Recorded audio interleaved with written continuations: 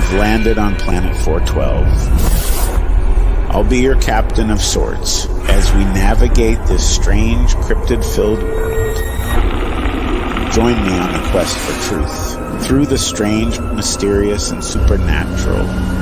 This is Planet 412.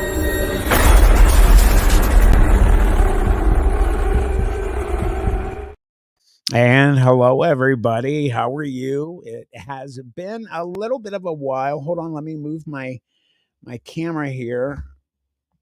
Sorry, my wife had my computer and it's a little fussy. Hello, everybody. It is so awesome to be back. I am super stoked to see everybody here. I can't wait for more people to come in, but I just want to say hi to, of course, my wife, Twirl Pros. And we have Giggles the Clown. Let's see. Let's move this up here. Tom Michael, P. Gene. Hey, P. Gene. Tammy, how are you? I think I saw, hey, Joe Smith. Karen. Hi, Karen Ruth. How are you? Cass, Katie and Roots. Hello to everybody that's coming in. So, it has been pretty crazy lately, and we have a guest tonight. I'm going to bring him in a few minutes, but I just wanted to say hi to everybody real quick and give you guys a little update about, where I've been and what's been going on. And it's been, just a little nuts, of course, in my life. Things go kind of crazy. Let's move this up a little bit. And I had something pretty crazy happen to me. Of course, me. So long story short, Stacy trimmed a tree that we have to prune every couple of years. And she trimmed this tree, and instead of throwing the sticks and things back into, and hey, Toby, thank you. It's good to be back. Instead of Stacy throwing everything into the woods behind the fence, she left them in front of the fence. Well, problem is I was I'm up back on my feet now, thank God. Still have a little bit of it still open, but it's almost completely closed. But I'm open, or I'm up, and basically what occurred was I was spraying the yard for mosquitoes and ticks and spiders, and I had a little bit left, and I decided, I'm going to use the rest of this, and I'm going to spray the edge line of the woods right over the fence. So I take two big steps and I'm spraying, and all of a sudden I have this immense pain in my good leg, the only leg I have left. And I look down, and right in my shin is one of these clippings of these large branches. It looks like a spear. It's sticking straight out. Everything else is going this way. This one's going right out like I'm going to get you, man. And it's sticking in my shin. So I grabbed this stick and I pull it away from my shin, and I rubbed my shin through my pants. My pants showed no tear. There was no damage to them. And I'm like, ow, man, that hurt. As soon as I touched my leg, I knew, because my pant leg was soaking wet. And I pulled my hand up, and it was horror movie covered with blood. And went in the house. Long story short, I triaged myself. I should have gone to do what I was going to do. I was going to call an ambulance, but I did not. I ended up sleeping through the night. And hey, Claire Ellis, welcome from the UK. Good morning. And instead of going to the emergency room, I stuck with it and went to bed. Got up in the morning and realized it's still actively bleeding. So I went to the hospital.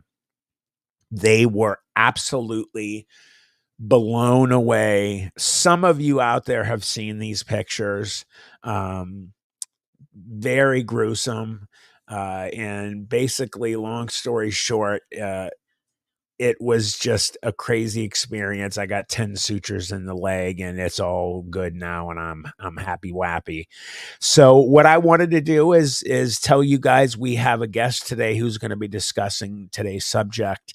And what that is what you saw in the description. I wanted to talk about any connection therein between dogmen and Sasquatch. And a lot of you guys know my good friend Ernie Davio.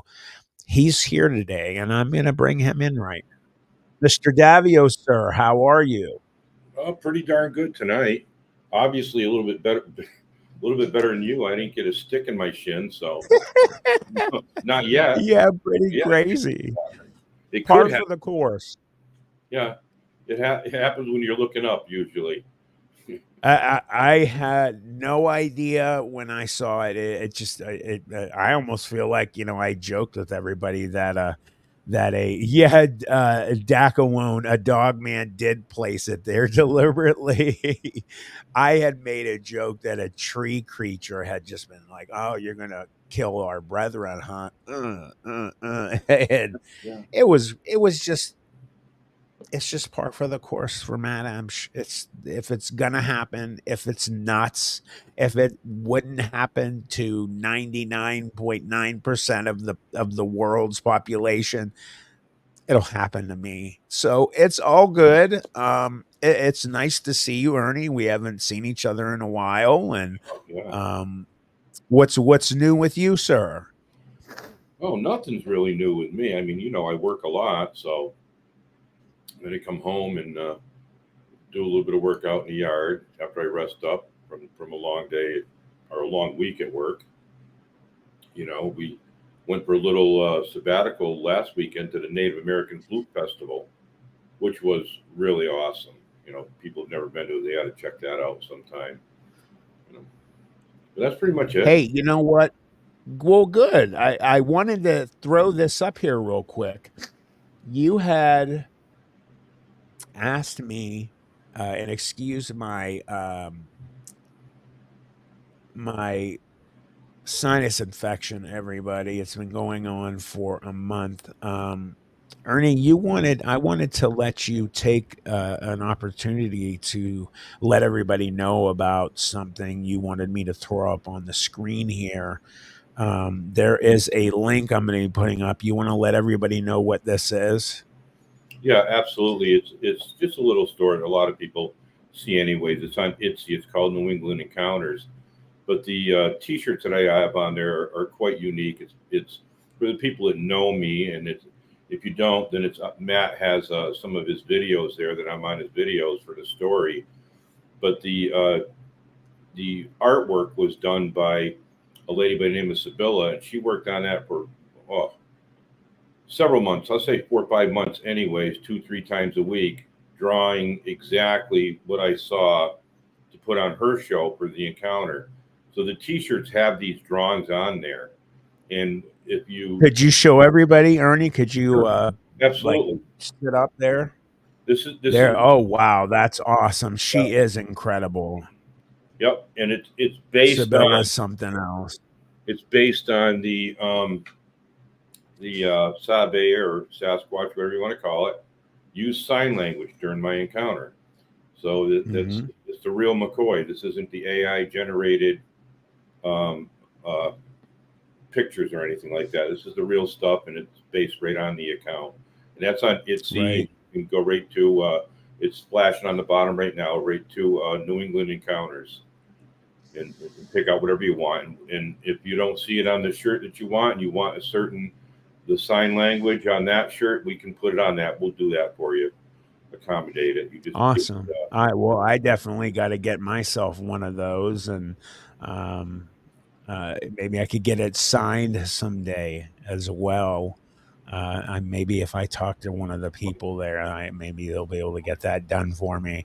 You guys, if you go over there to Etsy and And check out that shirt. That's a really awesome looking shirt. I like that green as well. It's that army green. I'm a big Yeah. fan of that. I have a Mothman shirt in army green. I really like it. And if you cannot beat having Sibylla Irwin connected to anything, because she's just an amazing human being. I actually spoke to her today. She's a good person, lovely human being. She does great things. And yeah, guys, go ahead and go over there and grab yourself a shirt. Support Ernie, and get them shirts going. Make them fly out of there. Now, while that's flying there across the screen, I wanted to get to what we are here for today. I mean, yeah, there's niceties that we address when we get here, and it's cool that we're getting more people here in the live stream, and I appreciate every single one of you guys that are here. I miss everybody immensely. Um, but there's been a lot of things that I've been doing lately. I'm working on a lot of new stuff, and I'm working on some new stories. I have a lot of new storytelling coming out, everybody. The thing that I started my channel with, and that's what's going to be popping up a lot. And in doing so, it made me start to go back to my roots of what happened to me when I was 14, and looking at comparing that to other people's experiences. And of course, I cannot not look at Martin Grove's experience, which is one of the most well-known ones. But the reason I bring his up is because in his experience, where he and his police officer partner were almost killed by multiple dogmen in their camp, when they were bugging out, they turned on the headlights of the pickup truck. Martin Groves was in the back bed. Of those of you that don't know the story, it's a lot longer than that, but this is the very, very abridged version. His partner turned on the truck hit the lights, and Martin Groves was standing up in the back of the bed looking over the front. And he said, as soon as those lights lit up the cornfield, which was like across the way, across a field worth, he saw two of the, and I quote, ugliest creatures he had ever seen in his life. Now, he had just seen two dogmen in his camp, so he didn't think these were, the dogmen look like these. He said they look nothing like them. They, in his opinion, were what everyone considers Bigfoot, Sabe, Sasquatch. Um, and he said that there were two of them. One was smaller than there looked like, maybe what we all talk about, alpha. There's an alpha always around, and he said it seemed like one was an alpha male and the other one was a little shorter and skinnier and dropped down on all fours into that well-known now spider crawl. And I know Ernie, you've heard about that. And as soon as the lights did it, and he said the big one stared right at the truck, right at them, and gave them the look of death. He doesn't know for sure if these things were angry because they sent those dogmen in like hunting dogs, which is very possible, or he was angry because they were trying to protect them.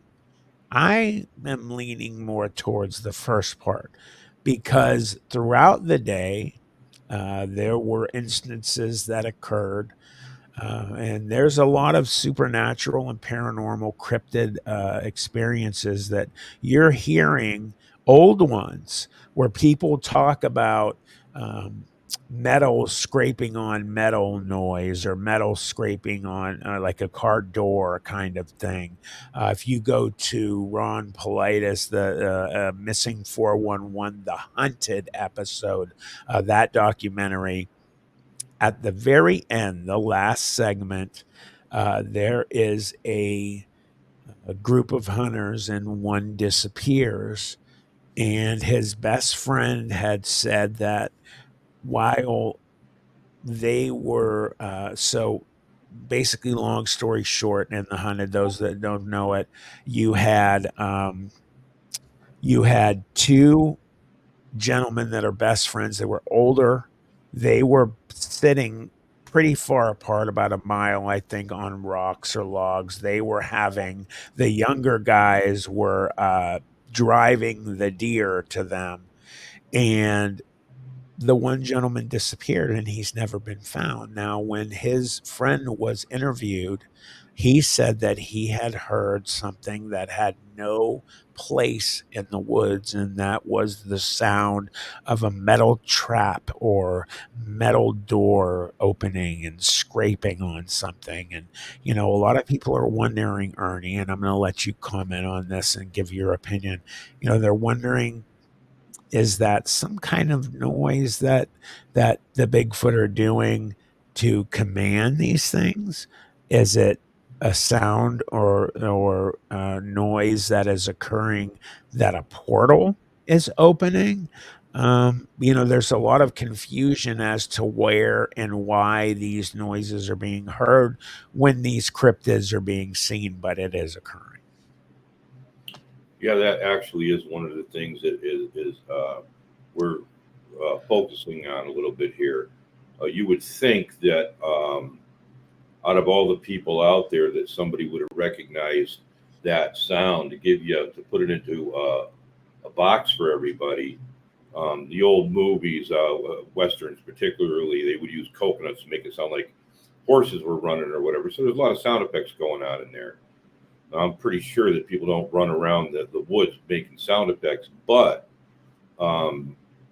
we have a lot of eyewitnesses that are claiming just what Matt is claiming, that they've heard metal on metal, like a metal, like maybe a metal door or something. But they can't identify if it's absolutely a metal door.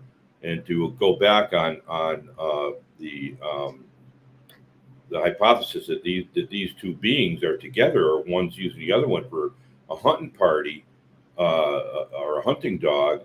One of the things that Martin Groves stated, that on his way back to his camp, after he got done talking to the unfortunate individual that was out also turkey hunting, bow and arrow turkey hunting, he heard two whistles following him, paralleling him to that hunting camp.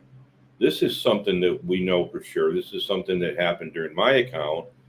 Not only did I hear it, I seen it, so I can testify to the fact that they can whistle, and they do sound just like another human being whistling.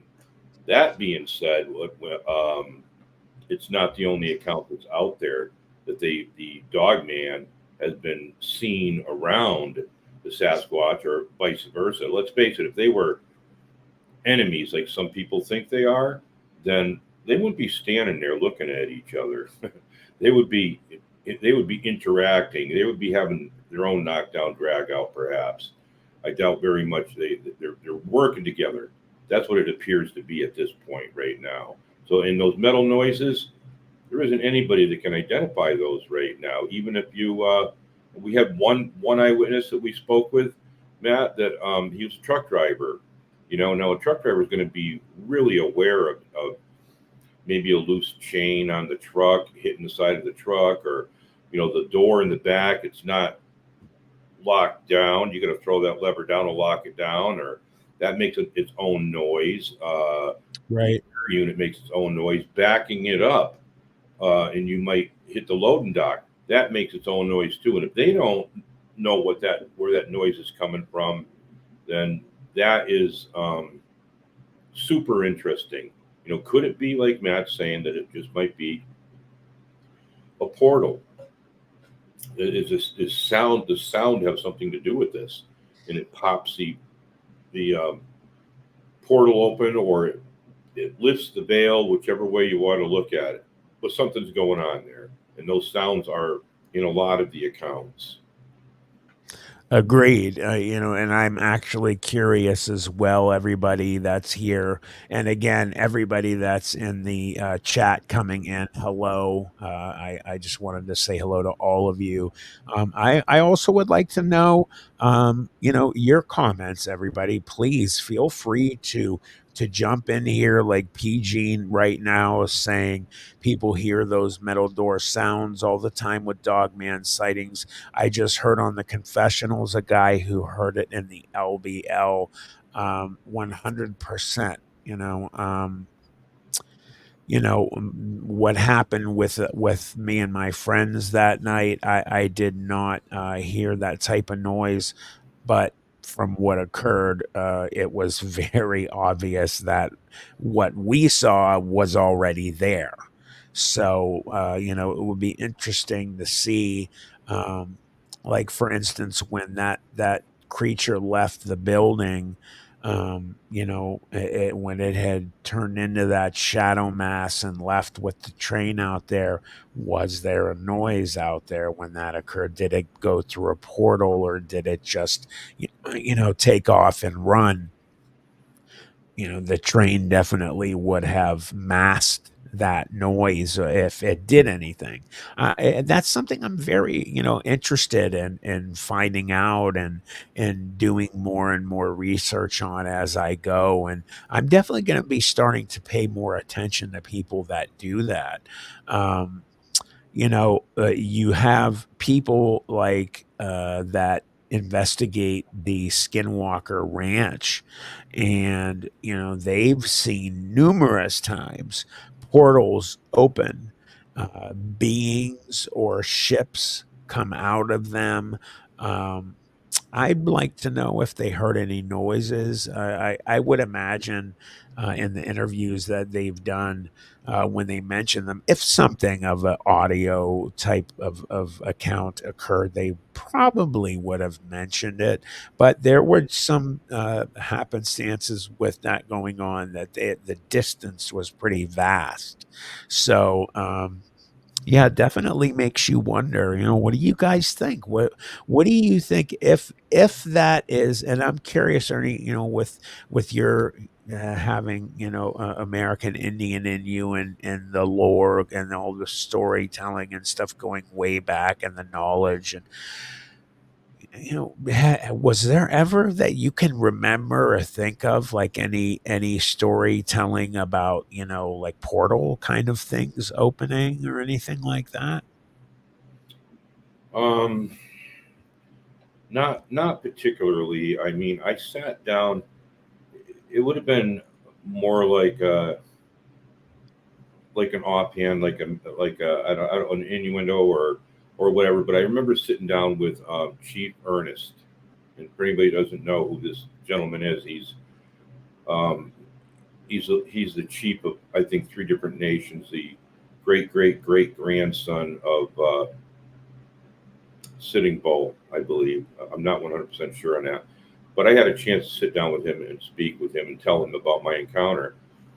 And in it, he made reference to me that because of the circumstances that I walked in two worlds, and I looked at that as being like a veil because he specifically asked me if I noticed anything in the area that looked a little bit different, a little bit off, maybe the color or anything like that, and if there was water around me or anything like that. So that could be, But other than that, I've never heard I've never heard anything, and I used to go out in the woods all the time. I mean, all the time, hunting with my brother, fishing, everything. I've never heard anything out there. I don't know anybody out there that has a story um, of a noise like that, unless it wasn't directly related to the dog man, or I don't even think I've ever even heard one with the Sabe people at all. It's always directed towards the dog man. So there's something going on there, whether um, they're being let loose or somehow controlled by something. But that's my opinion. There's actually, Right. Of course. Yeah. No one, I mean, as far as we know, I mean, we yeah, could get into, and real quick, I just want to say hi to Carol Ann from the In Between. How you doing? Thanks for being here. And again, thank you to everybody else that's in here. If you haven't, guys, real quick, it only takes 1 second. If you didn't hit that like button, and if you're not subscribed, do me a favor, just jump in real quick. Bing, bang, back in. That'll help. That helps immensely. Thank you. Um, but I agree with you, Ern, and it really makes you think. And you hear obviously a lot about the woo, the supernatural sides of both of those creatures, and definitely, from what happened in the account when I was 14, peppered with supernatural kind of things. Um, there's a lot of obviously just guesstimation, if you will, out there about, if all Sasquatch and Dogmen have capabilities of being able to, perform, cloaking or, going through a portal or things like that. Or is it something along the lines of, that they learn that as they get older, or it's a characteristic or trait that they gain with age or with pride. This is just speculation, but people have seen, pretty crazy things, and I keep going back to Skinwalker Ranch because that just seems kind of like that is one of those kind of test tube kind of microscope places that's on the planet. Definitely has ley lines running underneath it. We have ley lines running through the center of our state, Ernie, and Ohio goes right under Columbus. And oh, by the way, just here in Northeast Ohio in the Youngstown area, um, those ley lines have a lot to do with obviously a lot of supernatural things that occur. Being in the Northeast Ohio area, also those ley lines go near another place that's pretty well traveled by supernatural beings, and that's Beaver Creek State Park, which is only 40 minutes from me. And as the map shows, that ley line running through the state, it definitely includes Beaver Creek being, after when I met you and your wife and dog at the Beaver Creek event last year, um, I had no idea until after my experience there how many people are just inundated with different types of supernatural occurrences, not just Bigfoot things. And there's a lot of Bigfoot stuff that goes on there that I was blown away. Dr. Russ Jones told me with his partner that they had made a 45-minute long recording of very like the Sierra Sounds at Beaver Creek, that they were had rocks thrown at them, bluff charges. But besides that, move that over. And on top of that, you have like some of those locks in the old water locks that are now obviously not used. They're above ground now and dried out. They have immense supernatural happenings there, ghosts and specters seen. There's supposed to be a headless specter running around there somewhere by a phone booth that's seen every once in a right. while. But you had told me, I think, about someone who had seen um, coming out of the trail that I went up from that portal area. I think you told me a American Indian warrior on a horse, right? Yeah, that's what they were saying. It came right down that trail, right into the camp that we were at. That's the exact same trail that you took going up to the top there, where you had your um, I don't say encounter, but you had your experience up there. So there's been a lot of things that we're seeing around there. And what a lot of people don't know is, I don't have the exact number on the top of my head, but the entire town was wiped out in a flash flood except one person. And it was well, it was actually over 1,000, I think, wasn't it? Matt, I don't know if you have the numbers or anything like that, or if you remember, but I'm pretty sure it was over 1,000 people died in that area in a flash flood. Yeah, I think it was something like 1,900 people, Yeah, and only yeah, one survived. yeah. Only One. one person survived. Yeah, which like we've talked about this, we talked about it that night with all the other group, and everybody, I'm sure a lot of you have watched a lot of the ghost shows and supernatural. Make sure you check out Chris Garitano's stuff. His stuff's amazing. Go over the Strange World and watch that. Um, but you just imagine that mass amount of death, which is of course horribly tragic, but the release of energy is so powerful Right, that that area is just tattooed forever. right. And man, that's a wild place. I really can't wait to go back there and do some stuff. Yeah, you get that down in Gettysburg, where there's been a lot of people who passed over, and people see apparitions down there in Gettysburg. It's about any place you go where there's been a lot of death involved. You get a lot of the apparitions and everything down there. Oh yeah, I've seen some video of you could see they look like translucent ghosts, like, walking in Right. between the cannons and Yeah. things like that. Yeah, that's really crazy. Yeah. Let's see. Joe has a comment here. I've heard of a Sasquatch people here in Alaska that melted into a puddle and started coming out as a moose. Maybe certain Sasquatch people and dogman can change their DNA or fly or move. Um, I would think maybe in an event like that in Alaska, maybe they're having a skinwalker experience there. What do you think there, Ern, Well, about that comment? if we I don't know how many people are familiar with Ron Moorhead, okay, or the quantum physics that are involved. There's a lot going on there with light and frequency. It it seems, I'm saying it seems that this frequency comes into play a lot. As you know yourself, when you had that experience there at Beaver Creek, it was all about being at peace, going out there and sitting down. You're lowering your frequency right there. As some people, and I don't want it to be construed as woo here, but you'll hear a lot of people say things like, in the days of Noah. Truthfully, in the days of Noah, what was going on is the veil had been lifted, and it's in there. If you're reading into your Bibles or anything, in the days of Noah, the veil was lifted, and that's what bothered God so much that He said, "That's it."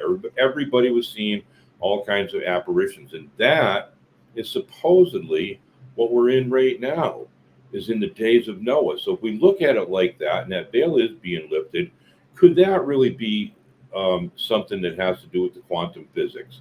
Is that what's going on here? And some of them can come and go as they want, because some people, and I have heard those cases where they're able to change shape, like shapeshifters. It's like going on down at Skinwalker Ranch, but that's going right into quantum physics.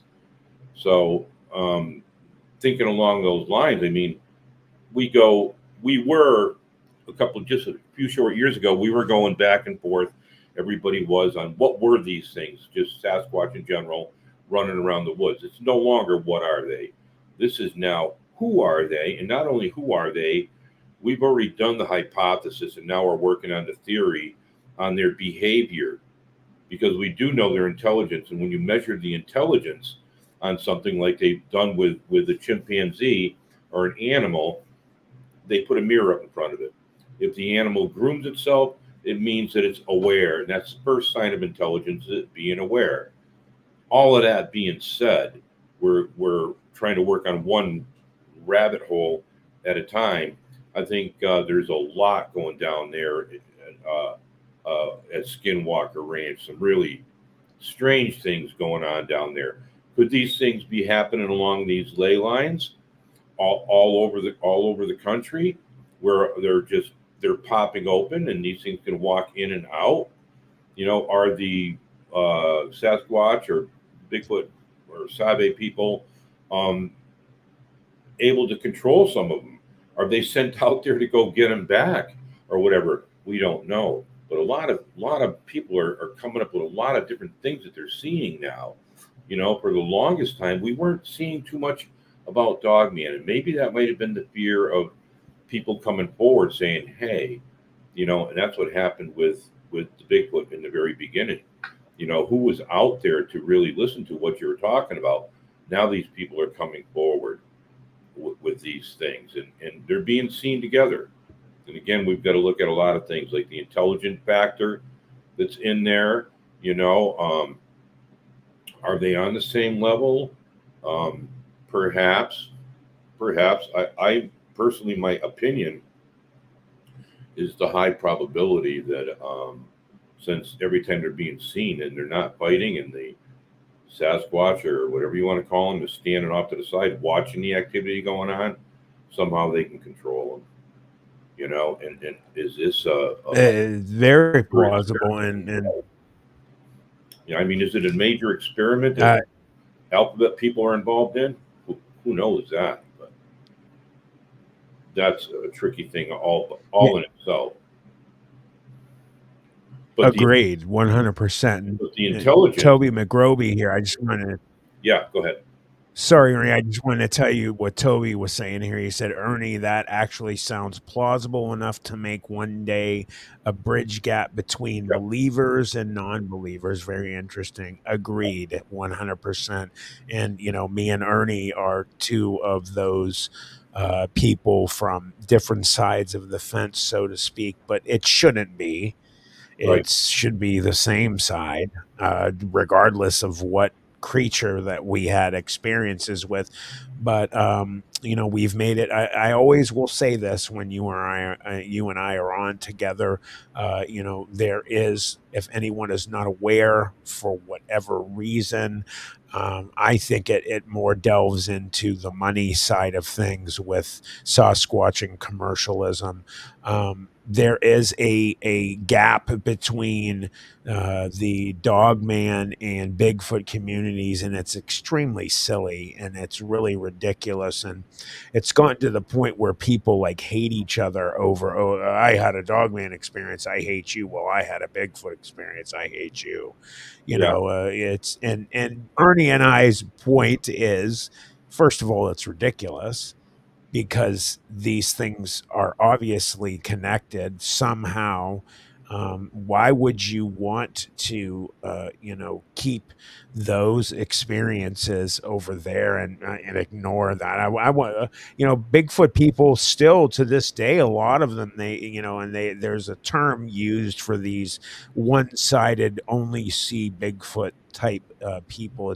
They're called apers, and they will not in any way, shape, or form discuss the possibility of Dogman.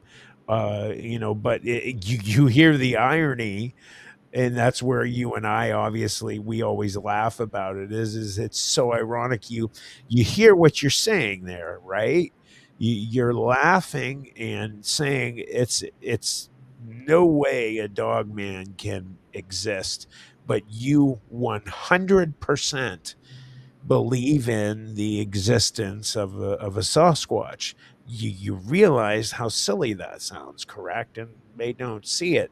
So, Ernie and I are just two of those people out there that I believe it's starting to change. I think we've already started to have an effect on people, and um, there's not as many, and you're starting to hear whispers out of those sides of the Sasquatch aisle that yeah, possibly the dog man yeah, exists and things like that. yeah. There is a lot that's going on, or I should say, more going on in the Bigfoot community.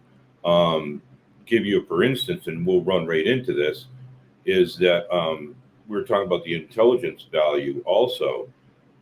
Science doesn't want to believe that. Science is still stuck on the ape. Science is still stuck on uh, Gigantopithecus and this and that, and they can't they don't do the spider crawl because they're incapable of doing the spider crawl or this and that. They keep Oh, going. yeah. How would you know that?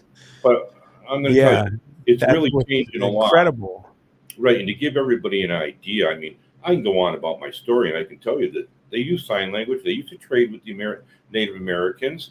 They needed to know sign language to trade with the Native Americans. The Native Americans And had also share language with them, correct? exactly, and they have their own language. This is absolute positive proof.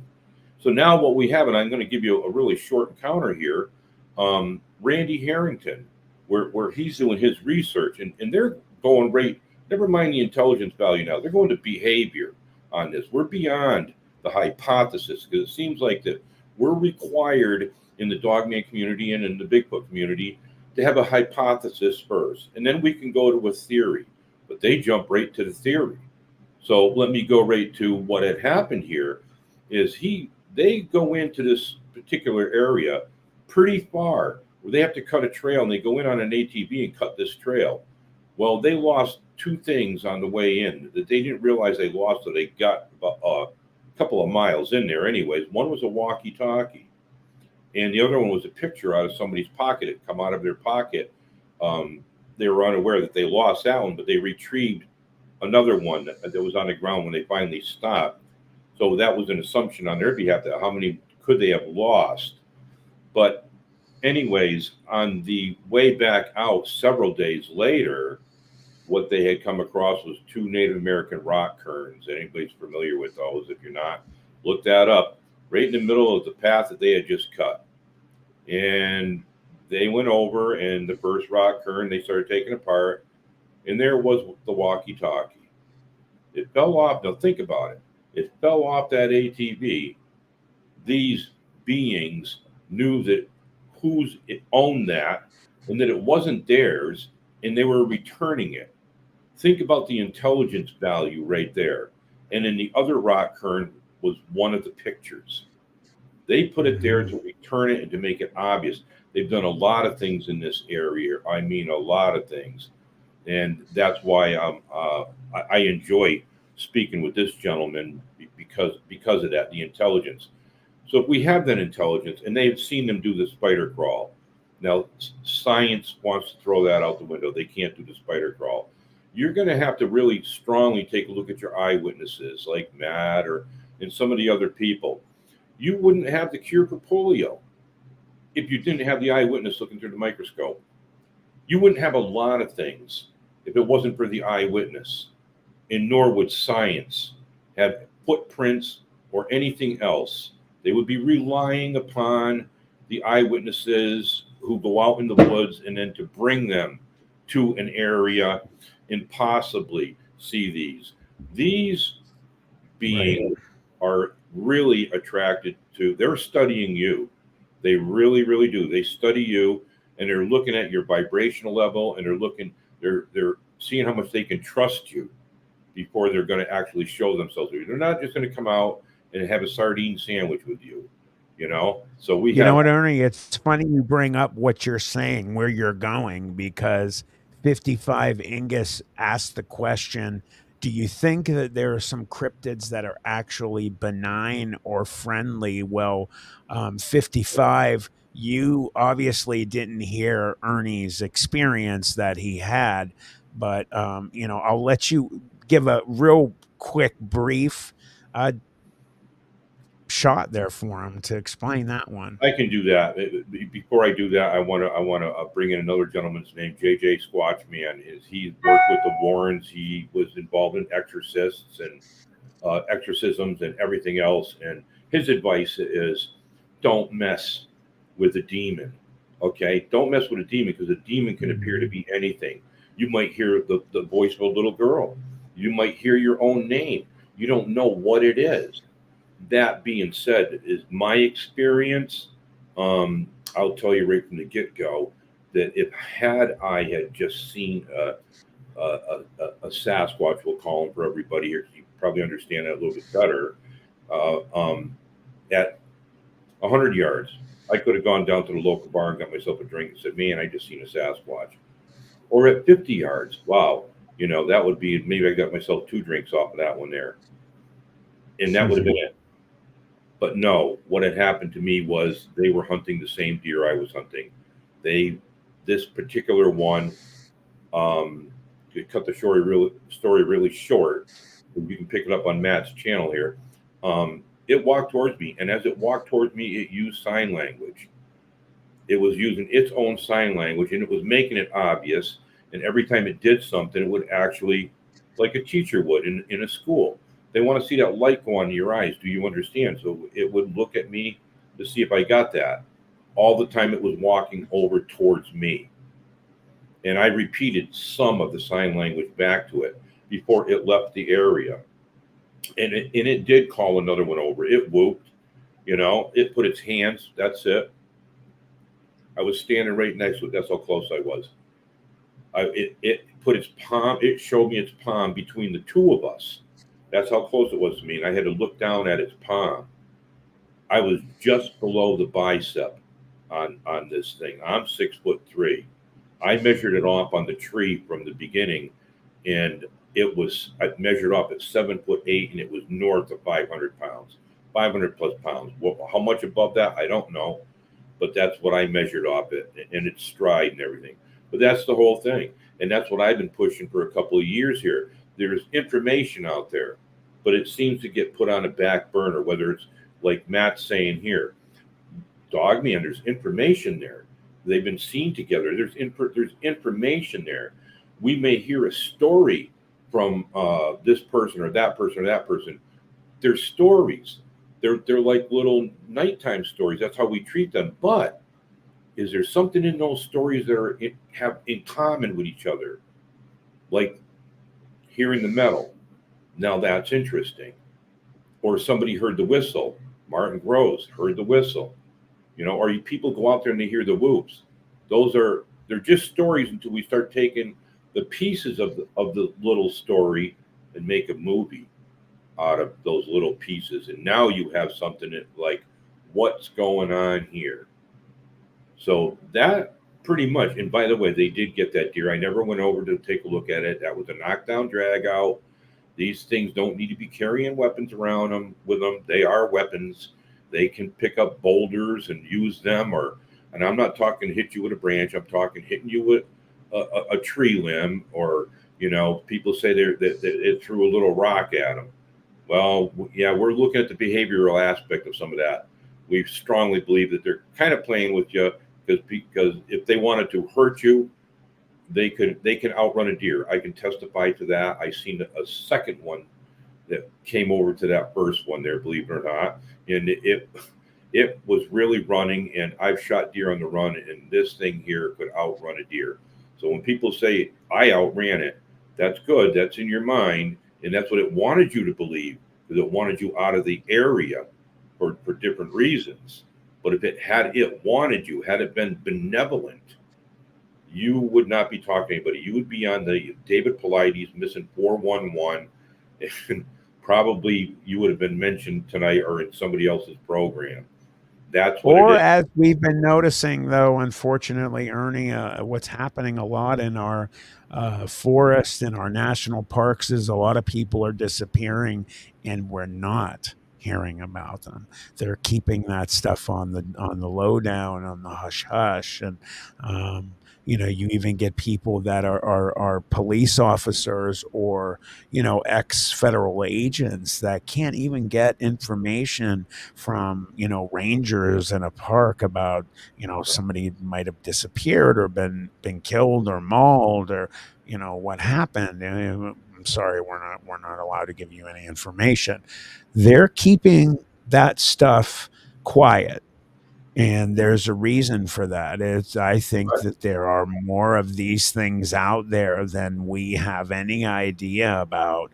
But real quick, before we go that way, I mean, just to let everybody know, Ernie, and to let you know, we're going to have a really another special guest that'll pop in here in a little bit to say hi and to join us for a few minutes.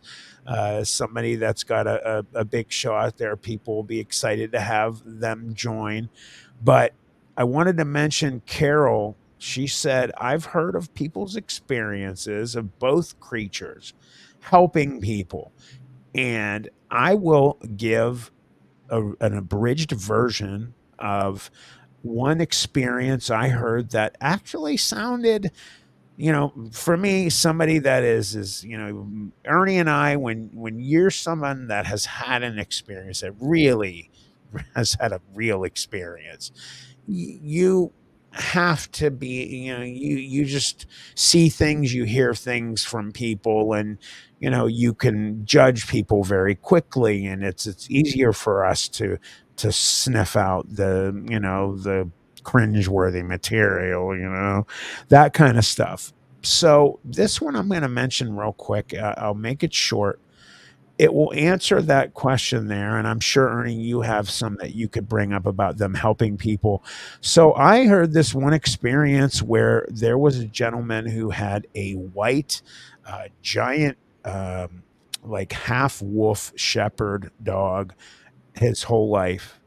His best friend had a special way he petted this dog on the ear. It would actually go up to him and force him to pet it. It loved that. Well, it got older, and it's waiting for him when it's his time to see him again.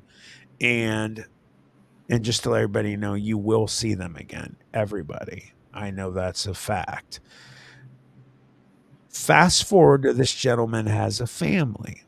They are in a Winnebago. They're going vacationing, actually in a national park. And what occurs is something like a dog man runs across the driving viewing area of the guy driving the car. He has a wife. I believe he had either two daughters or a son and a daughter, really young, and he swerves his Winnebago to not hit whatever this creature is, and he ends up basically wrecking on the side of the road, and actually is tipping slowly over a precipice that will drop him into a just huge fall, uh, which would be certain death for him and his family. It was one of those moments that you guys have seen on movies, and everybody's like, don't move, don't move, everybody shift to the other side of the van, we're starting to lean. They could feel it turning and turning. Well, as this is occurring, which that isn't horrifyingly terrible enough, he starts to notice, and then his family, that there are multiple dogmen around their vehicle. And of course, they're horrified. They're like, first of all, what is that? The wife is like, honey, what is that? What is that? Oh my God, oh my God. And as this van is starting to tip even more, um, the husband doesn't, of course, know what to do. If he even gets out of the car, his weight leaving that vehicle will topple them over the side. So what occurs is one of the only time I have ever heard an experience where dogmen helped humans. And what happened was he noticed, I believe, three dogmen. Two were darker, one was white. The white one seemed to be the alpha and in control. And as it started to tip and they knew they were going over, this white one ran and braced the whole thing itself from going over the edge and made some type of noise that signaled to the other two to come help. They ended up putting this huge vehicle not only upright, but moved it to the center of the road, so it was away from this precipice that they were ready to be killed in. And they were in shock, of course, because they thought they were about to die just from falling. And in the meantime, he notices in his rearview mirror this white dog man creeping up the side of the van. His window just so happens to be down, and he's frozen in fear. It comes up, it's, one of those accounts of it's huge. You don't know how big, but it's bigger than any human being.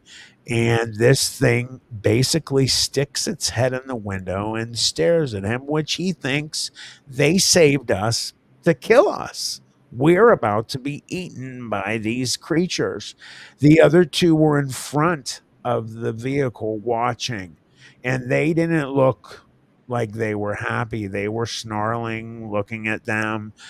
And when he finally got, set back, but I remember the person said he was holding on the steering wheel, said this thing ended up taking its nose and forcing his left hand off of the steering wheel and causing him to imitate the exact way he used to scratch his white half breed dog when it was alive. And he scratched it, and it showed him that it liked it. In fact, he even made a comment that he had stopped doing it and it forced him to do it again, and showed pleasure and happiness and excitement from it. And then after a couple minutes of him doing it and he felt relaxed, it stopped and it looked at him and it nudged at his face and left the road and turned and looked at him and then ran for the forest line. It then made a noise and the two other smaller ones followed. Now, of course, you have to take that with a grain of salt. Do you believe that experience? Well, I'll say the same thing I always say. You have to judge these things for yourself. We can't force you to believe what happened to me, what happened to Ernie, what happened to this gentleman. It was pretty powerful. He seemed very believable. And then it makes you, I had my near death experience, and it makes me really go deeper there too, because I know we'll see our family members again, and that includes our pets. And it really makes me think of, the circle of life, that he lost his best friend, but that thing came back as one of these, and it ended up saving his life. Pretty crazy experience there, but there's one event that I know of that they helped. How about you, Ern? You got one? Well, I've got a lot of them as far as the Sasquatch is involved, but the Dog Man one, that's the first one that I've heard with the Dog Man one right there. That's very interesting. And of course, you would get more of those uh, type of eyewitnesses because they a lot of people know, and we've talked about this before, is um, a lot of people, when they have a close encounter, that's a close encounter, like that, or something that's traumatizing to them, they definitely want to speak with the people that have had encounters that they can trust. They can share that with. So, and like Matt was saying, um, you can't discount anything, because what if we hear of another encounter that the individual had something similar happen? These are two similar things by two people that don't know each other. The same with in the Sasquatch there. These Native Americans they didn't really know each other, but they believed in the same thing there. There's a lot of things that correlate between each one. So that's why I don't throw it away. And obviously, Matt doesn't throw it away either, because somewhere's down the road, if we come across somebody that they had a similar account, this is interesting news. This is interesting for research purposes. you know.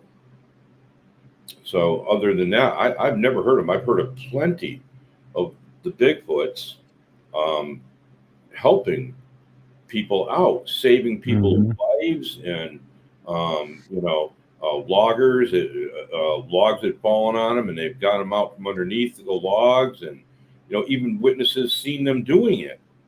So these things are this is things that are going on right there, But I don't want to leave that subject, but really quick here because I know that some people are going to say, well, why would the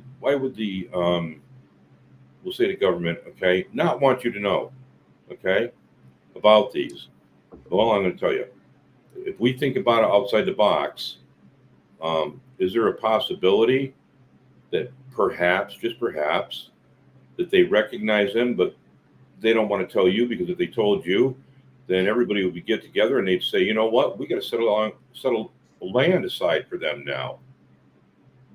That's not going to happen. They didn't do it for Native Americans. They're not going to do it Yep. for something that they don't want to recognize as being really close to human. Let's face it, if it was a chimpanzee, they would set it aside. These things are really, really close to us. So now you're going to have these lobbyists going in there are going to say, hey, here's a little pocket change for you. We don't want this news getting out there, So Well, I mean, look at Ernie. They find a new bird, and sure, that shuts down whole logging exactly. industry Exactly. areas. And then the other part of that would be, let's say something did happen. Let's say somebody like a grizzly bear, you can disturb a grizzly bear during mating season or getting on its kill or whatever. Let's suppose that you come across a rogue one of these or whatever it is, and they get a hair across them and they decide to attack you and pull your arm off you. Okay, just saying. Or eat you. Yeah, yeah. And somebody finds you and they know that it was one of these. Now, these people in control have to go in there and eradicate, try to get this thing out of there. Okay. Now, do you think that everybody in these communities are going to say, "Hold on a second here now, you went in there and did what? To, we had to set this land aside for them, and now you went in there and had to take one of them out. That's not cool." So they're probably avoiding an awful lot of confrontation, the people in control with the people in the communities, in both communities, because obviously, very obviously, these things really are there. Yeah, 100%. It's absolutely amazing. And I really, really do think we're starting to see slow, but I'll bet changes regardless, and people finding out more. And it's because of social media, YouTube, Facebook, Yeah, um, yeah. TikTok, whatever. They're finding out that these things are more out there. The podcast people are talking, people are starting to not be afraid to share their experiences like these older generations. Hmm. They're not being told as much now.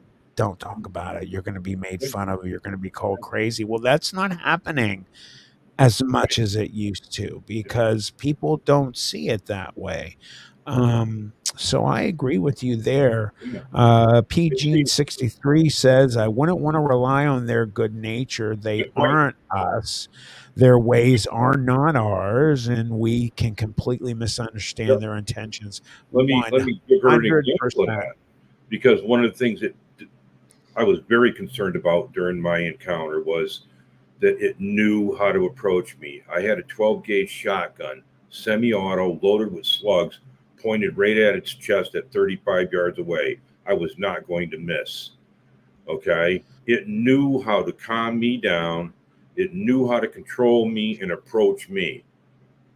Now, you don't know my background unless you go into that video with Matt there, but I got to tell you, afterwards, I thought about it. And like he opened up when we first came on and told you about a story about, I think it was from David Pilates missing 4011 or several of them, where the hunter's gun was left right by the stump because he was a little bit older and he wanted to post up right there.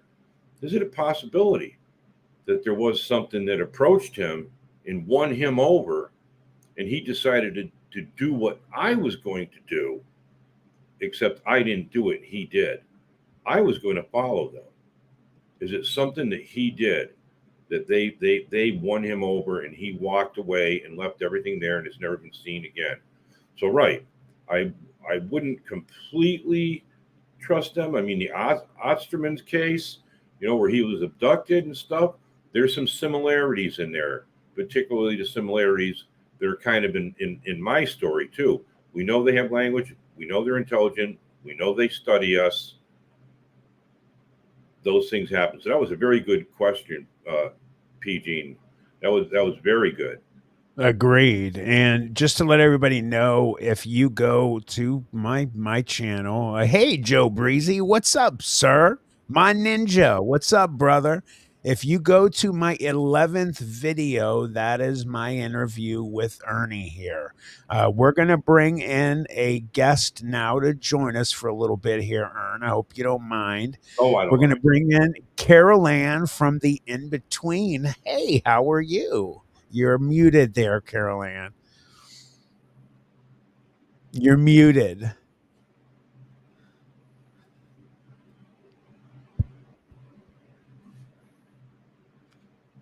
We can't hear you.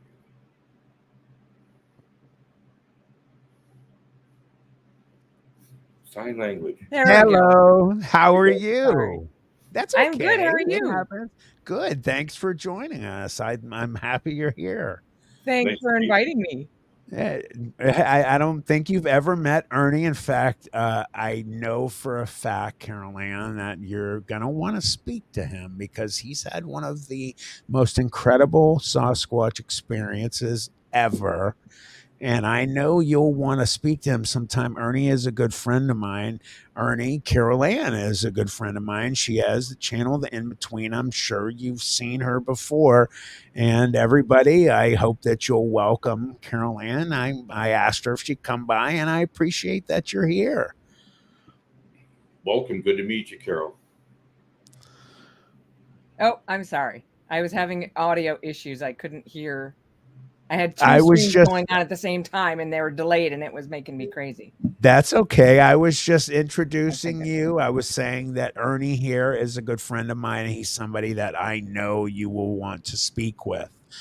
So I'll send him your way. Definitely somebody that you will want to speak to. Everybody, of course, knows who you are. I appreciate you coming in and joining us. If you were listening, we were discussing, the situations going on, with the comparison of dogmen and Sasquatch, and if they're connected. We were just discussing some events that occurred that were positive. I mentioned the one experience I told you about, the dogmen saving the family in the Winnebago.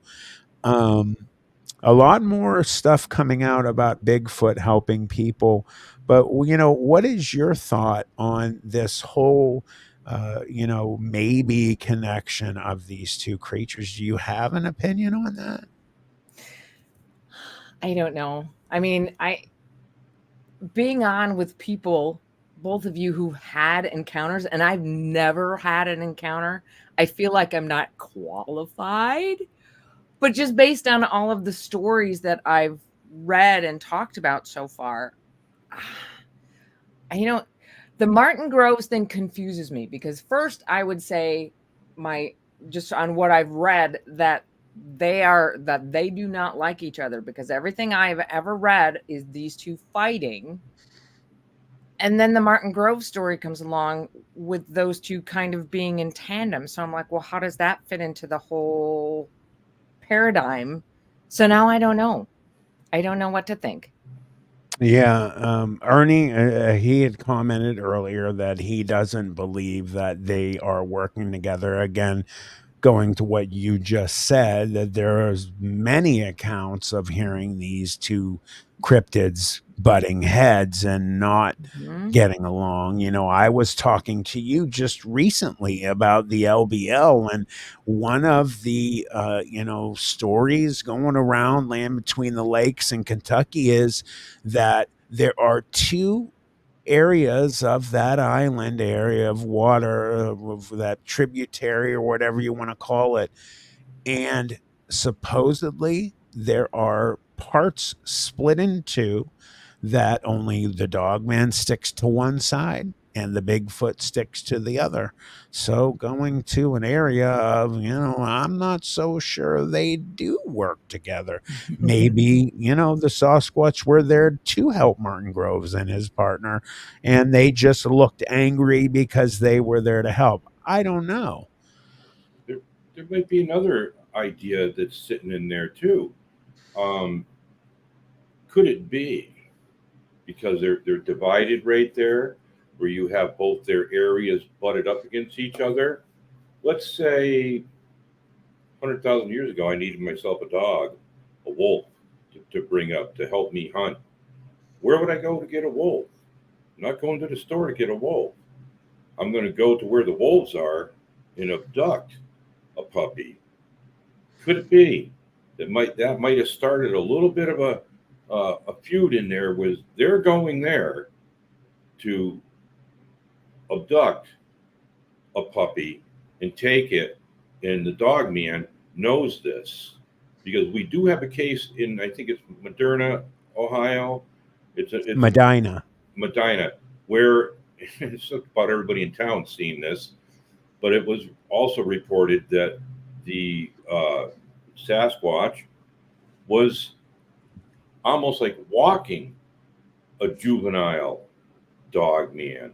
It was like the size of a wolf, and it was walking on two occasions next to it. So could it be because we know that even chimpanzees, okay, in India, monkeys in India, will abduct a puppy. Mm-hmm. They'll keep the puppy and feed the puppy because they know that the puppy will alert them to anything that's going on around them while they're feeding or whatever they're doing. That's just a low primate on that. So we're looking at something that's highly intelligent. Could they be using them to guard them, guard the family, or to even help them hunt? Because I mean, they do hunt in groups. The Sasquatch does do that. They will hunt in groups. How big the group is, I don't know for sure. But it's just my opinion. It seems like because of the areas are together, why would they go there? And there wouldn't have been just two of them. I can tell you that. They would have been watching these dogmen. There would have been a lot more even from eyewitness accounts that I've taken.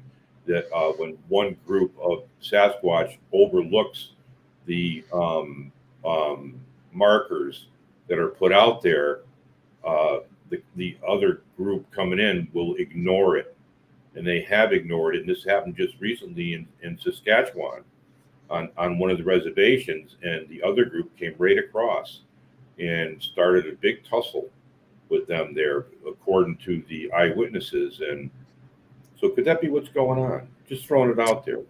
It could be. Is it a It possibility? could be. That's interesting. I wanted to real quick. I don't mean to interrupt you there. Wanted to say hello to Mr. In Between. Anthony. Hello, Anthony, sir, and Stacy. Just a little bit ago when you came in, Carol Ann was screaming hello to you as well. Oh, hi, Stacy. I'm sorry. That's okay. I'm kind of a hot mess. No, and I'm sure you were. Thank you, Joe. I appreciate it, my ninja. Thank you. I'm happy to have getting some in-betweeners over. You guys, just to let everybody, if anybody is living under a rock and doesn't know about the in-between, pull yourself out.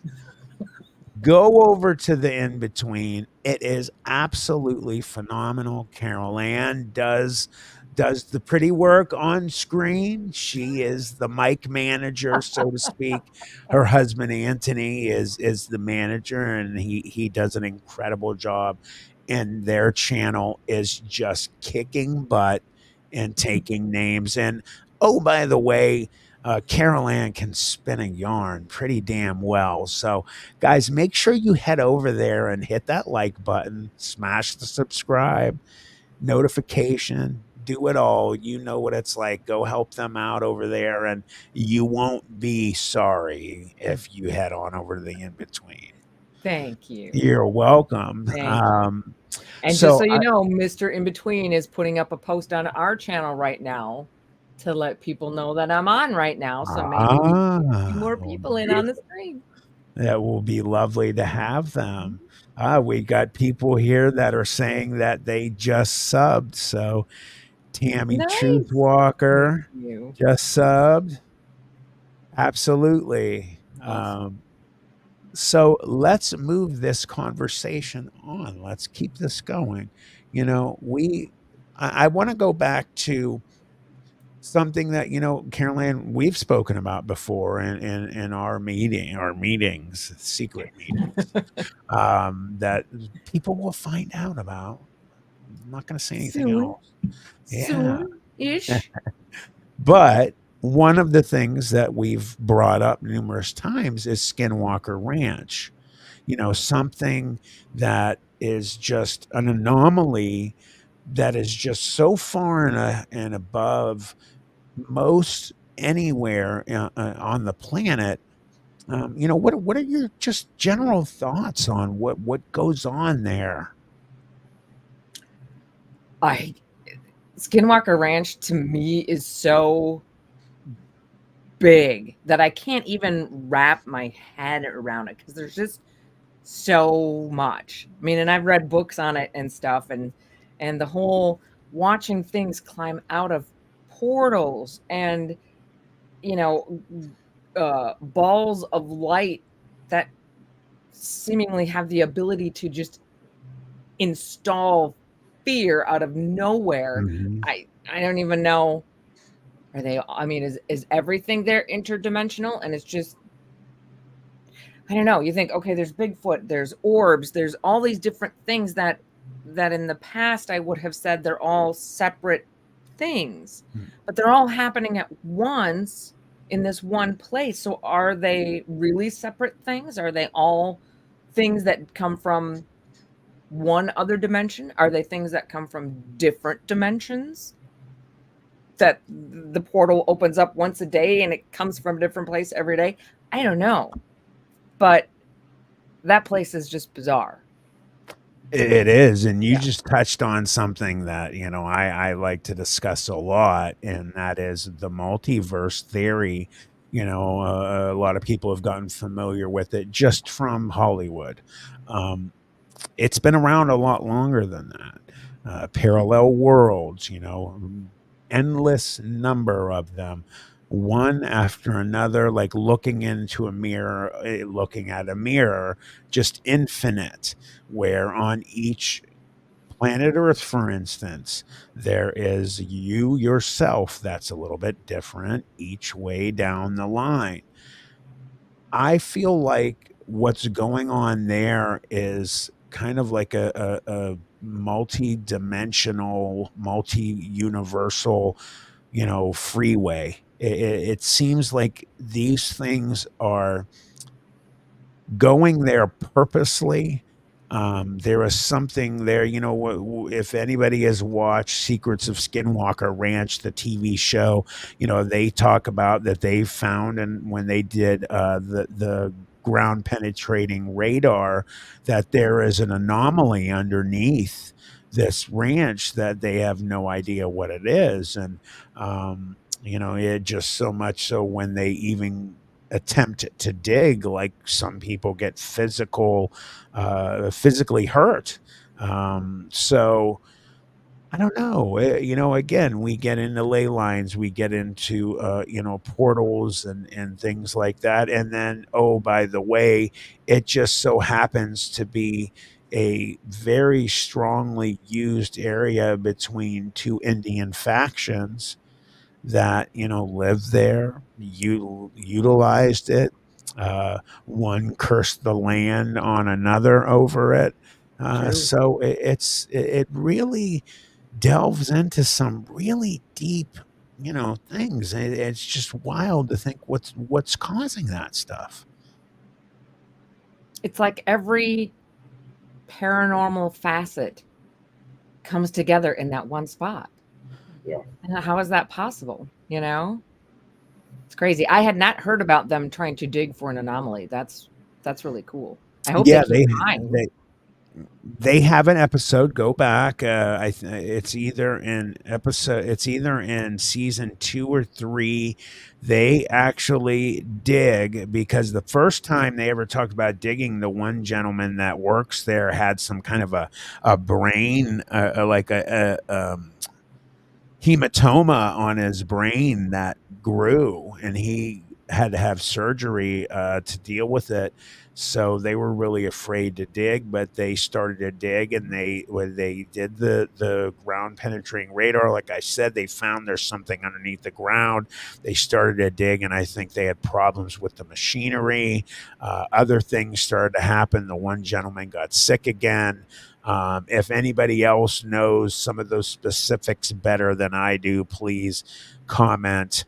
But it is pretty crazy what is going on. Let's see here with some of these comments. See, Joe Breezy, I've been deep in the rabbit hole on Skinwalker Ranch. The Utes Kurtz, the ever loving, you know what, out of that spot, and the cavern system under it. Correct. Yeah. They definitely did, Joe, and they did a number on it. A lot of stories of another being out there, the namesake of the area, a skinwalker. So let's get on that subject right now with that being. Um, Definitely a different, plate of dinner, so to speak, altogether. Nothing like a Sasquatch, nothing like a dog man. Some similarities with the dog man, but they say they see these skinwalkers turn into more human like, almost like coyote type of people. Um, Ernie, your thoughts on what those beings are? I mean, I know the basic description of they are an individual that has chosen to do something to cause themselves to be turned into a skinwalker. They usually have to do something nefarious to either a family member or someone else. They choose a life of living like that, being some type of evil kind of witch doctor. But aside from that, the physical side, what's your thought on what those things are? Wow, that's really. I've read a lot about that. I know a lot of people and know a lot about that too. Joe Breezy. I won't mention anybody else's names, but to me, that's a scary that's a scary area when you really think about it. I mean, if I were to go down there, I want to have a couple priests with me for sure. I want some Native American medicine men with me, something with me down there, because some of the things that are going down there, I'm not so convinced that they are um, earthly bound. I think that some of them may be, but some of them are really demonic. Just my opinion down there. And you know me, Matt. I'm not gonna Mhm. I'm not gonna mess with any demons. I'm not gonna poke them or challenge them in any way. Okay, not without a bucket of holy water and some other things with me. What's going Yeah, on? Ernie, just let everybody know Ernie does not do ghosts and things like that, I keep which my is smart, So, Antonio Vasquez has a comment here. The missing 411, could they be walking and end up in another dimension and never be able to sure, come back? Man, what a horrifying sure. thought there. Carol Ann, what are your thoughts on that comment? I don't remember where I heard this story, but I heard a story. It was a girl and her grandpa just out in the woods doing whatever, being out there for the day. And she said within a couple of steps, all of the sudden they were both in this different place. She said it was like prehistoric or something. It was just different, and it was foggy and ferns and the whole 9 yards. And her grandpa was behind her, and her grandpa just said, "Back up now. Just turn around. Let's go right back right now." And they did, and they were luckily only, a few feet in from where they left the old world. So they just turned around and retraced their steps and went back, and we're back where they started, and that place wasn't there anymore. So I do think that there are, and that's the only thing I can think of with the Tom Messick story, because he's just gone. Although, why would he take all of his gear with him? Because none of his gear was found either. But I do think that is the case for some people, that they step in somewhere and the door closes and they just can't get back.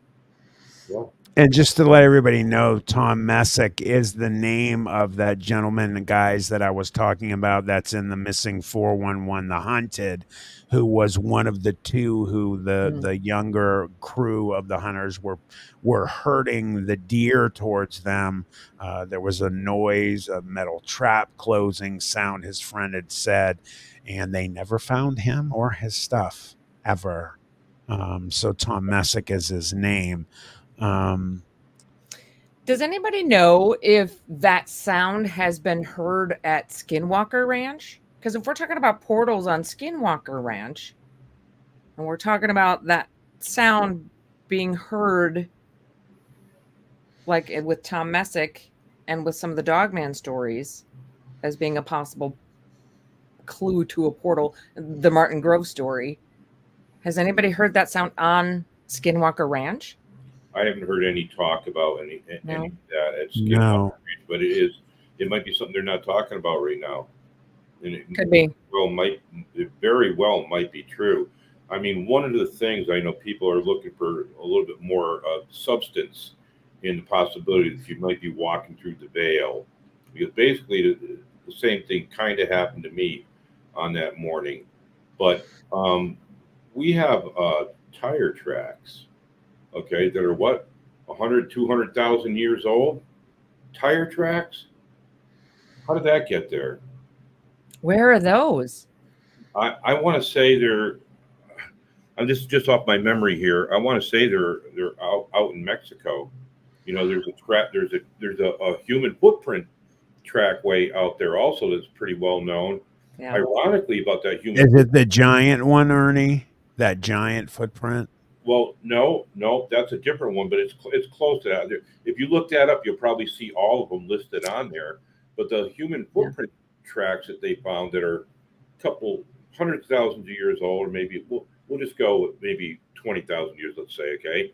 The funny part of it is that there's a dinosaur footprint that's over one of the human footprints. Okay. Wow. Undeniable. So if you think along those lines, there's something wrong there. There's time that's messed up there. I mean, you can't say that they weren't running around at the same time the humans were. The humans came maybe afterwards. But let's face it, if the dinosaur track is over the human footprint track, then you definitely I have a question in there anyways. Now the tire track, it's a very interesting tire track, and it's. You said they were 100,000 years old. The footprints, I don't remember exactly, but I'm just going to go with like 30,000 plus years old, and there was no dinosaur supposedly around, you know. And if there was, well, how could we possibly say that these cryptids that people are seeing are not around right now? But the tire track was the one that really got me. I'll have to research that one. That's crazy. To be able to find that one. People are probably digging in right now trying to find what I'm referring to, but it's definitely tire tracks, and they're thousands of years old. How did a tire track get out there and be that old? Well, you know what I mean? You look at some of the things that people have found in these pyramids. You know, everyone knows about that one famous, it looks like a Motorola phone. Right. I would love to get a good look at that thing. It sure as heck does really look like one. Have you ever saw that, Carol Ann, that Mm-mm. picture? Mm-mm. Oh, you gotta check that one Yeah. out. It's pretty crazy. Yeah. They found it was either in a pyramid or somewhere over in Egypt somewhere. They dug up what looks like the one of those old school Motorola cell phones straight up. And I know all of you guys that are here, a lot of you have seen it. Um, so it's pretty crazy. Caroline, since we have you here, is there, something just, off the top of your nugget there that you could Uh, throw a good, experience or story at our listeners? Not off the top of my nugget. Like maybe something that has to do with, a dog man or a Sasquatch maybe isn't as well known. I don't want to put you on the spot. You don't have to. I don't know. Okay. Well, I Put put me you on on the the spot. spot. I apologize for that. You're just so good at I, what you do. I was like, I'm going to use her. She's here. I appreciate the opportunity. For sure. No. Well, then let's switch up because this kind of connects to what you had brought up and somebody else brought up about going for a walk, disappearing, ending up in another dimension and no one ever seeing them again. Let's jump into, have you ever, Caroline, and I know Ernie, you've heard about this, about the staircases people find in the woods. Yeah. Why don't we jump on that one for a little bit here? I mean, first of all, I've never seen that. I know if I ever do, I'm going to be nervous as hell because they say stay away from it. Um, it's Carol Ann. What do you think that is? I don't know. I know that when I first started the channel, and like I said, I've never had anything happen to me. I'm just a mom in Minnesota who just has always been fascinated with all of this stuff. But So, you're hey, well let's make a schooled channel. on it, and if anybody is, in the area of being, somebody learned in these things, you are one of those people. So you are qualified to comment on this. Well, I have learned a lot over the last couple of Mhm. years. That is very, very true. And I will say that when I first started a couple years ago, that was one of the first things that popped into my computer to look at was the staircases. And I will say I was much more skeptical then than I am now, but I still can't help being skeptical about these, you know? I just You're skeptical about hearing about the staircase, you mean? yeah. Uh, Yeah. and I am partly too. I am too because I mean, I do have, my cringe. I call it my cringe-worthy senses. Spidey senses are tingling.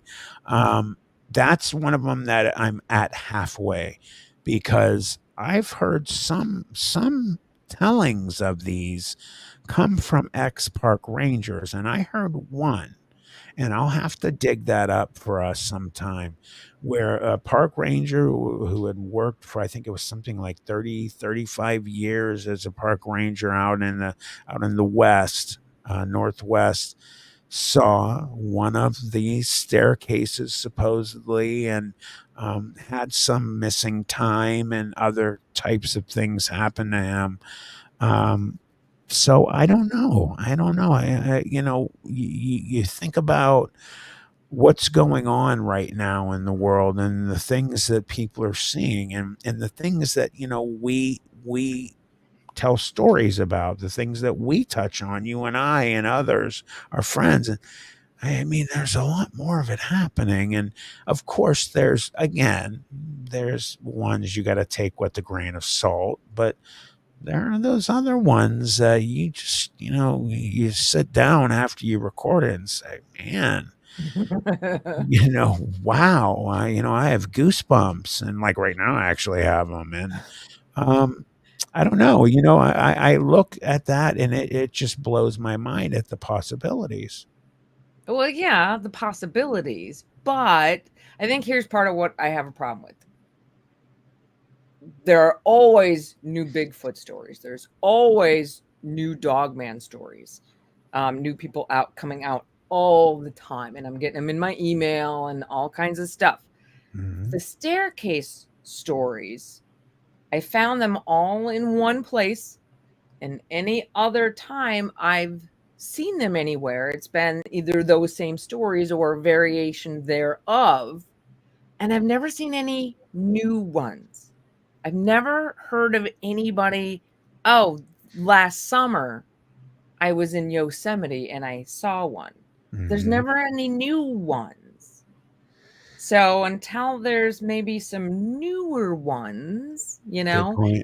and personally, we in the cryptid community, I think we need to take those grains of salt whenever we can. Doesn't Mhm. help any of us to go wild on any story that we read, Right? although we're all guilty of it. But and for some reason, this one I just give me more. There's only, I don't know, I've only seen 6 or 7 of them. Like that's not enough, but I think I always the same ones. I've never seen anything new. Give me something new. Right. yeah, Go ahead, Ernie. yeah, I'd have to agree with that. I think it originated in an urban legend, and I heard it one time by a Native American storyteller, and his involved the steps on a church that wasn't really there, but the stairs were there near a cemetery. So I don't know how you'd look that up, but I heard that story twice, and it just may be an urban legend that people are taking out. I mean, let's face it. Now that we're talking about this, we're probably going to have an influx of a lot of people Right, right. Probably. staircases. So I'll throw this out to them. None of the stairs have been found close by. It's way, way, way deep in the woods. Not just joking, but yeah, I mean, we've all heard some bizarre stories, but I'm pretty sure this one here is based on an urban legend, but sometimes emergent urban legends. Dogman was an urban legend at one time. Right. Sasquatch was Yeah. an urban legend at one time, Mhm. way, way, way, way back. So maybe there is something factual here.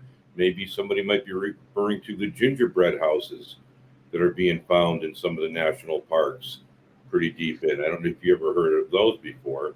Oh, yeah. Well, you'll have to look that one up. We What won't talk did you about just mention, Ernie? I didn't hear you. gingerbread houses. Are Gingerbread you house. serious? They call them the gingerbread house. Yeah. Okay. That's a Wow. new one for Might be me. something Me that's what too. the rangers are alluding to is something like that. But it's, yeah, the song Stairway to Heaven. So maybe that's what's going on there. Check that out. It might be something a little bit different, but it might be something that's why that's going on. Is somebody? I mean, I've seen some bizarre things out in the woods other than this, and it's quite possible that you might come across an old house that the stairs are just sitting there, and that might be where the urban legend came from. You Sure. know, you're out there wandering around, and some of these towns no longer exist. Yep. You might Very good point. Wow, Ernie. why That's why is that stairway out? very good. We Right. sit there and we Ernie literally probably just figured that whole thing out right now. Some house just degraded and a beautiful staircase was left in the woods. but if you see one, That's awesome. you watch it's a Native American storyteller. It tells the story of the staircase going into a church that doesn't exist. He's got to go through the door next to a cemetery. So if you see a staircase out in the woods, don't go up the staircase. Yeah, that's it. And I'll be honest with you, regardless of what we're talking about right here, PG, that I would too. If I see a staircase, I'm still not going up that sucker. I'm staying away Nope. because there's still Nope. that sliver of possibility, and with my luck, I'll go, hold on, let me just walk up this thing real quick. I come back 15 years later, Matt, oh my God, you look like when you left. Where have you been?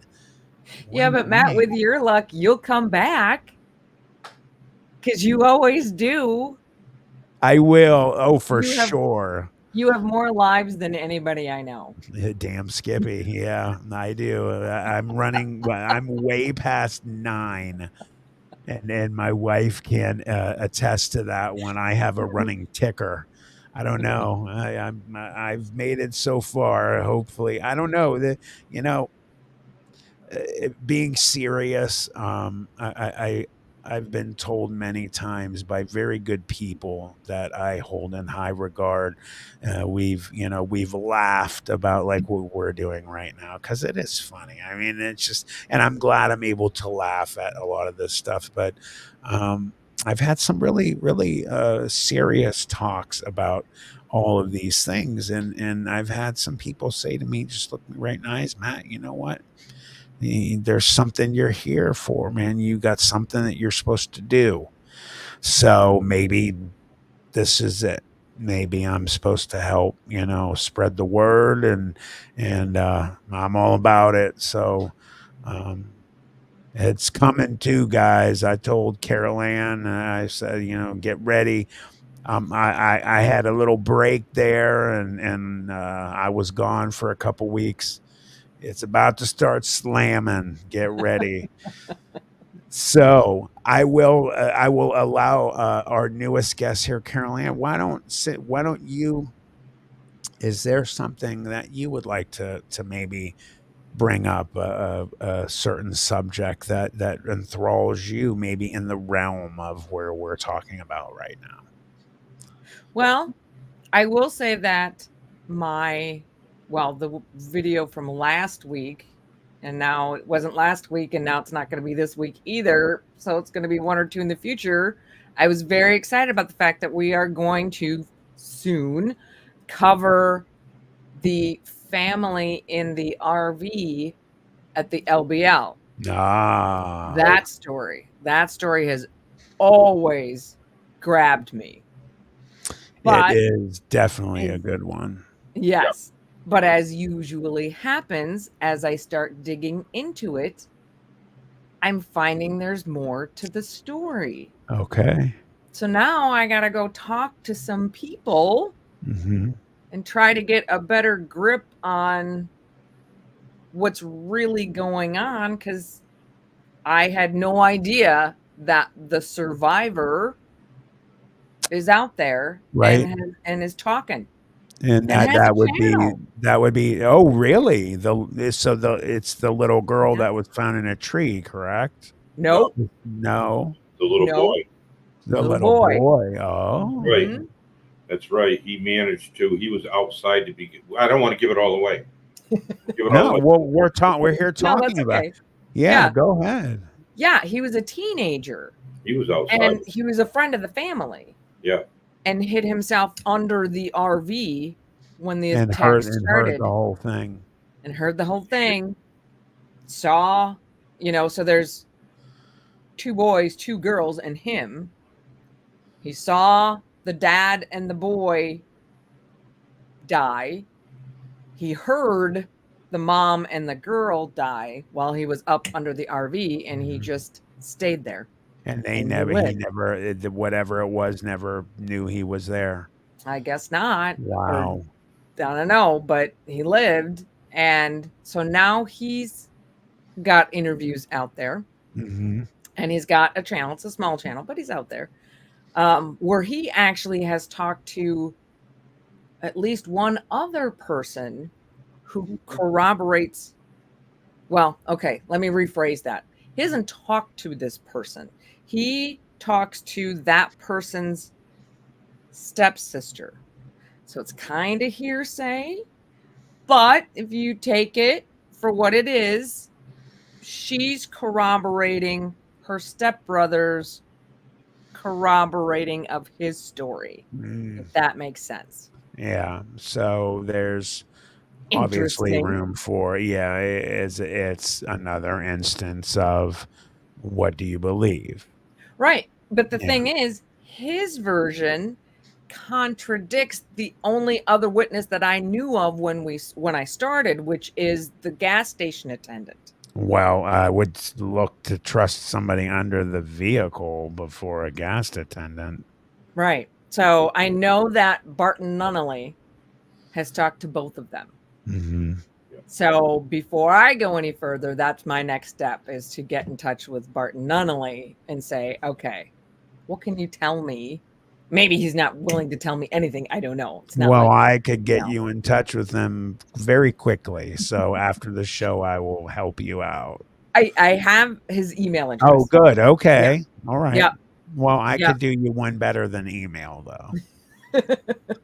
So we Well, I could mean, an talk. email might be fine, but Well, anyway, I got to talk to him first. that is You know? very interesting. I that's news to me. I did not know that. Who So knew? I'm actually excited to hear about that. That's something down the road that I will delve into as well after you have done it yourself. But wow, I mean, could you imagine Mhm. the insanity and how horrifying an event like that could be? Mm-mm. And you know, how scarred, like, is this person scarred? Like, do they have issues or? He seems to be okay. But then again, it's hard to tell, only having heard the interview. He seemed, I mean, listening to his interview, he seems, for what he's gone through, he seems in pretty good shape. You know, Mhm. he's a lot like you. He's got a grip on reality. Right. Probably has nightmares at night, I would assume, has his issues, but for all practical purposes, he's an Right. absolutely reality-based functioning human being, Yeah, which is which is amazing. absolutely possible as coming from someone Yeah. that had, as you mentioned. Yeah, that's wow. I mean, that's mind blowing for me. I Yeah. did not know that. I had heard a rumor before that the little girl that they found in the tree actually had lived, and she supposedly was. But I'm glad that got cleared up. Yeah. Yeah. I'd like to hear more to this story too, because what I heard was he actually was inside. He did manage to get inside that camper. I don't remember at what point he got inside that camper, but he did manage to get inside that camper because he was going to try to get one of the guns.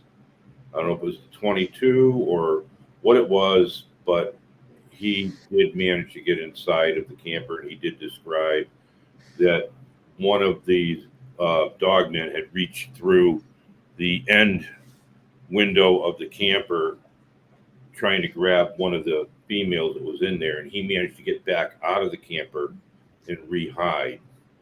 So he's maybe seen some of the carnage. That's all I remember about it. So I'd be interested to hear the rest of that. Trying Me to think too. what his channel was.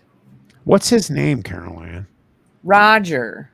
Roger. His Yeah, channel is everybody something is. like Roger on the LBL or something like that. Okay. And thank you so I just changed our format for how we're all up on there. Joe Breezy, my buddy, let me know that you were being cut off, Carol Ann, and we can't have Aw. that. So we got to see you in your glory. So thanks, brother. I That's because I'm appreciate all over the place and I can't stay within a third. that. Well, then let's do this. Ernie, how about you? Let's move to you. So, keeping with this little train as we got, about 12 minutes before we sign off. How about, why don't you bring up, something in this kind of supernatural freak train we're talking about right now? Gosh, I'm like Carol here. I can't think of anything off the top of my my head right now. Well, okay. Well, then I got some for you guys. It's keeping into the same thing that we have been talking about. It is in the woods. It's high strangeness. It is, those events that occur, that people like children disappear, and they talk about being brought to, like, for instance, a cabin in the woods, and they see maybe a family member of theirs, like a grandma or something, but it's not grandma, and they were gone for long periods of time, and they get back and they were only gone for X amount of time. And when they go back to these cabins in the woods, these places are gone. Have you guys heard about these things? I've heard of one case like that, exactly like that. And the little girl was gone for quite a while, the way I remember it. But I don't remember names or anything like that. But I do remember that story. And she had been gone for a while. She described it, the people that were in there and everything else. Yeah, this one event occurred. The same thing, kind of like where a little girl got separated from her family in a national park. She was approached by a uh, family member, her grandmother, brought to a cabin in the woods. The grandmother acted a little strange at times.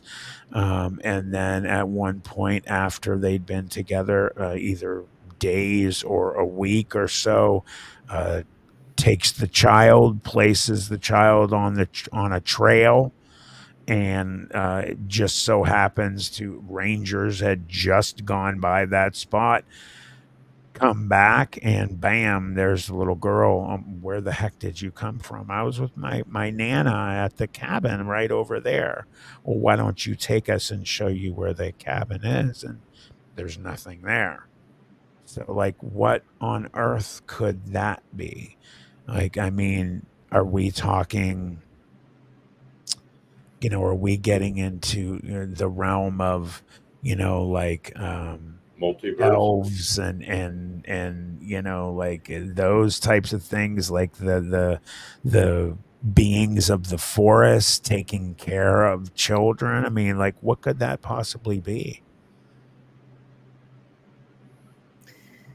Well, Go ahead. sorry. That reminds me of the robot grandma story from Mount Shasta. This was a little boy who went missing, and he was missing for not very long. I don't remember if it was just a few hours or a couple of days max. It wasn't very long, but he was only like 3 or 4. He was very young. And about a year later, he tells his grandma, "I like you better than the other grandma." It was like Grandma Cappy, I think is what they called her. "I like you, Grandma, better than the other Grandma Cappy." And Grandma says, "Well, what are you talking about? I am Grandma Cappy." "No, the other one that I saw when we were in the woods." And his story that went with it is that Grandma Cappy came and got him, took him to a cave or something. Now I don't even remember all of the details. I remember that she wanted him to poop on some sticky paper, which I thought was interesting. And that, Interesting. Yeah. yeah, and that there were other beings there, but they were all very still. They were all up against the wall, and she had shimmery skin. And I wish I could remember all the details, but in totality, it almost sounds more like an alien encounter than a forest person encounter. Mm-hmm. So maybe we're starting to get into that realm, Right. Of aliens. There's a holodeck Yeah. bringing people into a place that looks more natural to them, Like to the Nana's humans. house. Yeah. Yeah. so that we're more That- comfortable. And I don't then know. asking for the stool sample, it goes along the lines of, the types of things they do when they have supposedly these people, probing and whatnot, doing biopsies and sticking things under the skin. And man, that's pretty crazy. Yeah. Yeah. Did you have one, Ernie? I cut you off there. I'm Well, sorry. no. I'm apologizing. I cut you off there. We seem to be dead in the water there for just a second. We all responded at once. No, I mean, I've heard stories like that, but I don't have anything like that. But it's a good analogy that you guys have on could it actually be alien abductions, and they can easily manipulate a child's memory on what was going on through hypnosis or drugs or whatever the case may be. But I can tell you this: if I find a staircase out in the middle of the woods and I go up the staircase and I step through and somebody wants a sample from me, I'm running. I'm out of there. Hey, Ernie, come poop on the sticky paper. Yeah, definitely. Something is not right here. Yeah. I think it's pretty fair to say that if anybody asks you to poop on paper outside of a clinic environment, Yeah. you should probably run. Yeah, there's Yeah. definitely a reason to run It's for not sure. Yeah. Yeah, and PG63, thank you for saying that word "fae." That's the word I was looking for when I was saying, creatures of the woods. And fae is a name used a lot these days for those types of beings. Forest creatures. Supernatural beings in there. But I'm tending to lean with you there, Carol Ann. You're trying to test stool. I'm gonna jump to aliens for sure. So man, I'm gonna tell you what, guys, that is a great way to end right here. So what I wanted to do first, I wanted to shoot it over to Ernie. I wanted to throw the ticker back up. And Ernie, what would you like to say to let everybody know one more time about the t-shirts?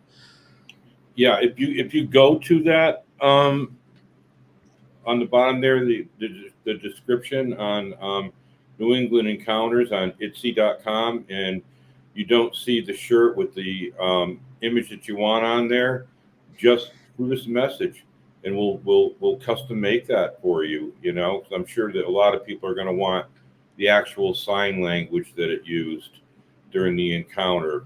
They're more unique than the AI generated logos or whatever they put on shirts. So just shoot us a message and we'll respond within a day, on what you're looking for exactly. And we'll make sure you get that image on whatever you want it on.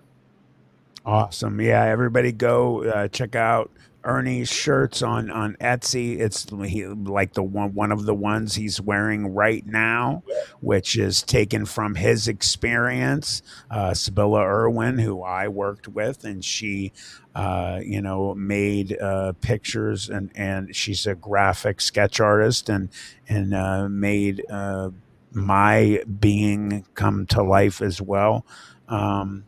Then moving on to Carol Ann and the in between, honey, what is going on with you guys?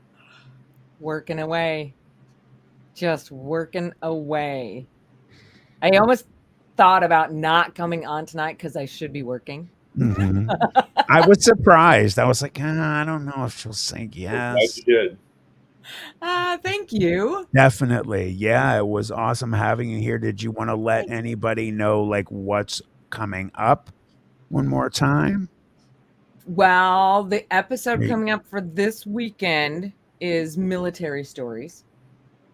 And I think, depending, because I got to go read what I'm supposed to read, but it might even be just on that one forward outpost not in Kandahar. I can't remember what region it's in now, but that one post that people hear somebody speaking Russian in their ear, they hear the glowing lights, they see images on their thermal scans I that was are not just gonna there. say that. Yeah. Yeah, there's that Oh, one base that's just crazy. So I might just do that one base, but if not, it'll be on military stories in general. that's awesome. I Mhm. cannot wait. That is one of my favorite story time Crazy. areas to delve into. I've listened to many about that base. And then here, guys, with Planet 412, first of all, just to let you know, I am so happy to be back. It was such a blast being here with Ernie and Carol Ann. Guys, thank you for coming. I missed everybody that came today. I really appreciate it. If you didn't hit that like button, please, before you leave, do that. I wanted to let you guys know as I was sitting on here, I also just launched a new video about East Coast Dogman, a new narration video, one of many different videos coming out in the next week. So I threw a narration out as we're sitting here, so you get 2 times Planet 412 today, guys. So when you leave here, please go check out my new video. Make sure you like it. And if you're not subscribed, please subscribe. I would love to have you guys here. And if you're not subscribed to the In Between, I'm being serious. Get your buns over there. Subscribe, like, hit that notification bell. They are doing an incredible job over there. Guys, it was awesome having you here. Thank you. Thanks for inviting us. Absolutely. Good to meet you, Ernie. Thank you. And I'm going to get you two in touch because you'll want to hear this one for sure. Okay. Everybody, thank you so much. Mr. In Between, Anthony, thank you for being here. Stacy, thank you for doing that. Tammy, thank you for being here. And Tammy Truth Seeker, she is one of our moderators, and I hope everything's going well. Joe Breezy and everybody else, Rye Voss, thanks, guys.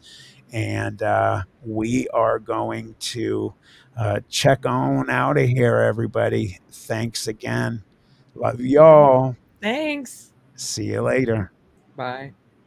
Thanks so much for tuning in. Don't forget to like and subscribe, as it greatly helps out the channel. I'll see you next time on Planet 412.